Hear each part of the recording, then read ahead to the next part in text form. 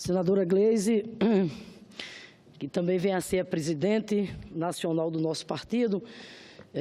quero saudá-la e, inicialmente, dizer a Vossa Excelência da alegria, senadora Gleisi, que toma conta do Nordeste e lá do meu estado, do Rio Grande do Norte, com a confirmação agora, né, da agenda do presidente Lula, a chamada caravana, né? Rio Grande do Norte, ele vai estar conosco exatamente nos dias 27 e 28 de agosto. A programação, a agenda do presidente Lula lá no Rio Grande do Norte vai ser realizada na região do Seridó, na cidade de Currais Novos, que é inclusive administrada pelo prefeito do PT, Odon Júnior. E no dia seguinte ele continuará a sua agenda no Rio Grande do Norte, desta vez na cidade de Mossoró, lá na região oeste. Uma cidade muito importante também, a exemplo do Seridó, é a segunda maior cidade do nosso Rio Grande do Norte, uma cidade que congrega as três regiões, que vai do Alto Oeste, a região do Médio Oeste e a região do Oeste. Lhes asseguro que a expectativa é grande, associada já a todos os preparativos, as mobilizações, senadora Gleisi, espontâneas, que já estão acontecendo lá no Rio Grande do Norte, com vistas à presença do presidente Lula. Isso só demonstra, de fato, né, o quanto o Nordeste reconhece a justeza do que foi o governo do presidente Lula, assim como da presidenta Dilma, para o povo brasileiro, em especial para o povo nordestino. Pelo quanto os nossos governos, os governos Lula e Dilma, promoveram de inclusão social e de igualdade de oportunidades para o povo brasileiro e para o povo nordestino. O presidente Lula vai ter a oportunidade, claro, de velar ainda as conquistas do nosso governo, no campo, por exemplo, da educação, embora hoje passando por uma séria crise, em função exatamente do momento político que a gente vive, do governo ilegítimo que tomou conta do Brasil e com todas essas políticas que esse governo tem adotado, de teto de gastos, de corte de orçamentos, ao mesmo tempo em que lança mão de todos os instrumentos mais espúrios, os mais condenáveis, como a gente viu nesta última semana, para livrar a sua cara, ou seja, para conseguir o apoio dos parlamentares da Câmara dos Deputados em busca do arquivamento da denúncia gravíssima que pesa contra ele, o que infelizmente aconteceu a semana passada. Então, de fato, a realidade no campo educacional é muito preocupante, senadora Gleisi, porque as universidades estão à míngua. Aliás, essa semana, precisamente quinta-feira, nós vamos ter uma reunião aqui, coordenada pela Frente Parlamentar em Defesa das Universidades Federais, que é presidida pela deputada Margarida Salomão, e aqui estarão os reitores e reitoras das universidades federais para pedir ao Congresso Nacional providências no sentido de liberação de orçamento, de suplementação orçamentária, uma vez que, nesse exato momento, nós temos universidades que não têm sequer dinheiro para pagar a luz, para pagar a água. Como você já mencionou aqui, senadora Gleisi, que tempos tristes, aliás, os mesmos tempos que a gente viveu na era dos tucanos, porque foi exatamente naquela época que as universidades passaram por uma das mais sérias e graves crises do ponto de vista do seu sucateamento, do ponto de vista do seu financiamento. Os institutos federais, as nossas escolas técnicas, idem, passa pela mesma dificuldade também. Já tem reitores dos Institutos Federais de Educação Profissional e Tecnológica que não teve outra alternativa senão demitir terceirizado. Isso tudo, claro, afetando, né, o funcionamento dessas instituições. Mas o fato é que eu não tenho nenhuma dúvida que essa caravana que o presidente Lula, enfim, inicia a partir do dia 17 de agosto, saindo exatamente lá de Salvador, percorrendo todos os estados, E lá no meu estado, repito, dias 27 e 28, eu não tenho nenhuma dúvida que essa caravana, mais do que uma caravana em prol da cidadania, como foi no passado, essa é uma caravana de renovar a esperança, de renovar a nossa fé, de renovar a nossa capacidade de lutar pelo Brasil, né, que o povo merece. E esse Brasil que o povo já teve a oportunidade de vivenciar quando exatamente ele foi presidente da República, quando a presidenta Dilma também esteve à frente dos destinos do país. Então, vai ser um momento, sem dúvida nenhuma, muito bonito, né? Um momento de debate, um momento do presidente Lula ver, inclusive, o que é que está acontecendo, em loco, com aquela sensibilidade que ele tem. Infelizmente, ele dialogar lá com os trabalhadores rurais, dialogar com os estudantes, com a juventude, com as donas de casa, dialogar com o setor empresarial também e ver, infelizmente, o abismo para o qual o país está caminhando, em decorrência de todas essas políticas recessivas, essas políticas que só têm vindo na direção exatamente de eliminar direitos, de tirar direito dos trabalhadores e trabalhadoras do nosso país. Aliás, um outro momento também para a gente conclamar, senadora Gleisi, a população brasileira a retomar a luta com força no que diz respeito a barrar a reforma da Previdência, né? Se eles tivessem tido, quarta-feira passada, mais de 300 votos pelo arquivamento da denúncia, que era o que eles esperavam, se eles tivessem conseguido esse placar de mais de 300 votos, eu não tenho nenhuma dúvida que os golpistas, né, a serviço do governo ilegítimo, estariam já pautando a reforma da Previdência aqui no Congresso Nacional. Não pautaram ainda porque estão tentando recompor a base. Enquanto isso, o que a sociedade tem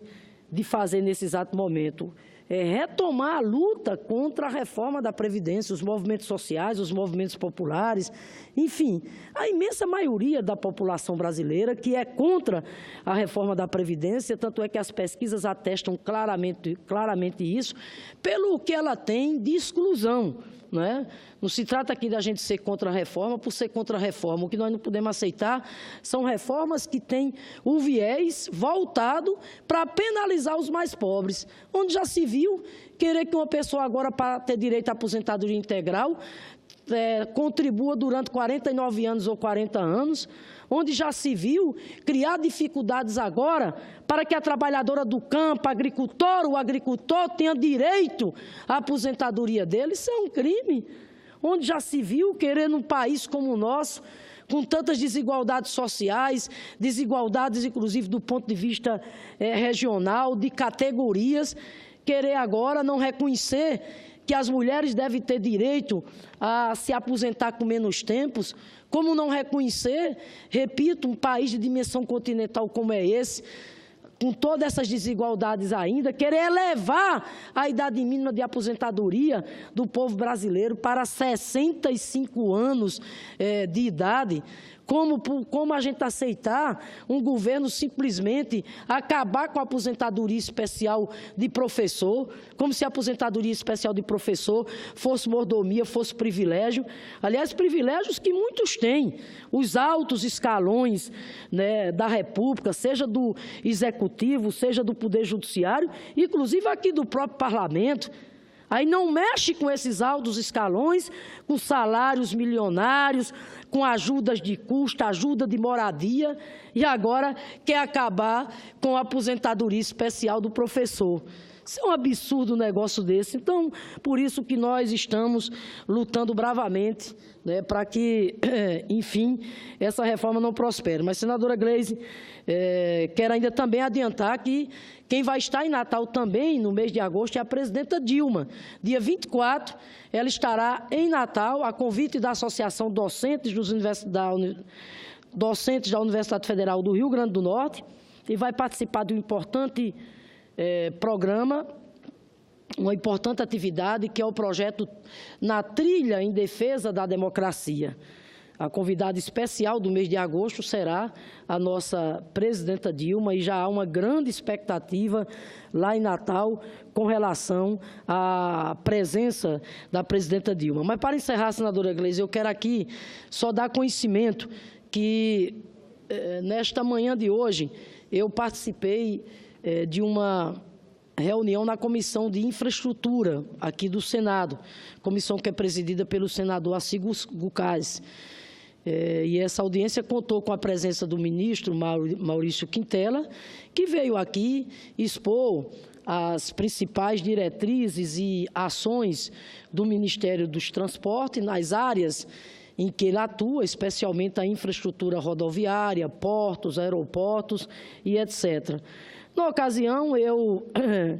pontuei a realidade do meu estado, Rio Grande do Norte, principalmente no que diz respeito à questão das estradas, das rodovias federais e a questão do porto, pedindo, portanto, a atenção do ministro para alguns problemas que afligem a população do meu estado, o Rio Grande do Norte, prejudicando fortemente não só a segurança da população lá do meu querido Rio Grande do Norte, mas o desenvolvimento do nosso estado. Primeiro problema que apresentei ao ministro hoje e pedi solução, que é com relação à necessidade urgente de retomada das obras de duplicação da reta Tabajara, lá na BR-340, obras essas que estão paralisadas por determinação do Tribunal de Contas da União. E a paralisação dessas obras, associadas às lombadas que construíram no local para conter um pouco a velocidade do trânsito, estão causando sérios transtornos, sérios problemas de segurança no local, com assaltos frequentes aos motoristas e às pessoas que transitam nesse trecho lá da rodovia. Ainda falando, portanto, da retomada da obra da reta Tabajara, lá na BR-304, solicitei ao ministro que ele conversasse com o presidente do Tribunal de Contas, o doutor Raimundo Carreiro, sobre a possibilidade exatamente de desmembrar o processo que está sob a responsabilidade do TCU, liberando as obras nos trechos específicos que não são alvo do embargo e da auditoria do TCU. Também pedi hoje ao presidente do DENIT e ao ministro, o senhor Walter Casimiro, que tomasse a iniciativa de reduzir as lombadas lá na BR, lá na reta Tabajara, com o intuito de diminuir o risco de abordagem aos motoristas e reduzir, portanto, essa questão dos assaltos. Nós sabemos que as lombadas elas foram feitas para reduzir a velocidade na via por conta das obras, mas nesse momento, repito, obra paralisada de um lado e de outro lado, umas lombadas enormes. Some-se a isso o quadro dramático que vive o Rio Grande do Norte em matéria de violência, que é o problema da violência, da insegurança. Repito, não é um fenômeno isolado no Rio Grande do Norte, é em todo o Brasil, mas lá no Rio Grande do Norte tomou proporções inimagináveis. A situação da segurança pública no Rio Grande do Norte é algo muito sério, muito sério. Por isso que, repito, ao mesmo tempo que pedimos ao ministro que envie esforços junto ao Tribunal de Contas da União para que possa desmembrar do processo os trechos lá da reta Tabajara que não são alvo da auditoria, com isso a obra seria retomada imediatamente. Quero aqui lembrar, senadora Gleice, que essa obra da reta Tabajara, a duplicação, era um sonho do povo do Rio Grande do Norte, sonho esse que começou a se tornar realidade no governo Lula e no governo da presidenta Dilma, graças ao PAC, ao Programa de Aceleração do Crescimento. Mas ainda também em matéria de infraestrutura rodoviária, chamei a atenção do ministro lá para o péssimo estágio em que se encontram as rodovias federais do Rio Grande do Norte. Por exemplo, os trechos da BR-101 entre Natal e Canguaretama, a BR-406 entre Igapó e Macau, 226 entre Currais Novos e Pau dos Ferros e a BR-226 entre Caicó e Natal. Ou seja, esses trechos estão intransitáveis e é inadmissível que o governo não repasse os recursos para a manutenção das estradas. Eu até convidei o ministro Maurício Quintela para que ele pudesse percorrer um desses trechos lá no Rio Grande do Norte, Igapó, Macau, por exemplo, Jardim do Siridó, Caicó, Currais Novos, Pau dos Ferros. Ou seja, o fato é que o DENIT, lá no Rio Grande do Norte, em que pese tem uma boa equipe técnica, servidores de carreira, etc., mas não tem dinheiro, não tem orçamento, né? E nós temos que cuidar das estradas. Eu estou falando aqui de manutenção, até porque quanto mais precária for, inclusive, a estrada, mais aumenta o problema da violência e da insegurança no Rio Grande do Norte. E, por fim, senadora Gleisi, um outro tema que levei para o ministro hoje, muito importante, diz respeito à questão de portos, diz respeito à Companhia Docas do Rio Grande do Norte, a nossa Coderne, que enfrenta uma das mais sérias crises de sua história. Para se ter ideia da gravidade da situação da Coderne, Companhia Docas lá do Rio Grande do Norte, hoje a Coderne não tem dinheiro sequer para pagar o salário dos seus servidores. Isso é um absurdo, isso é um crime.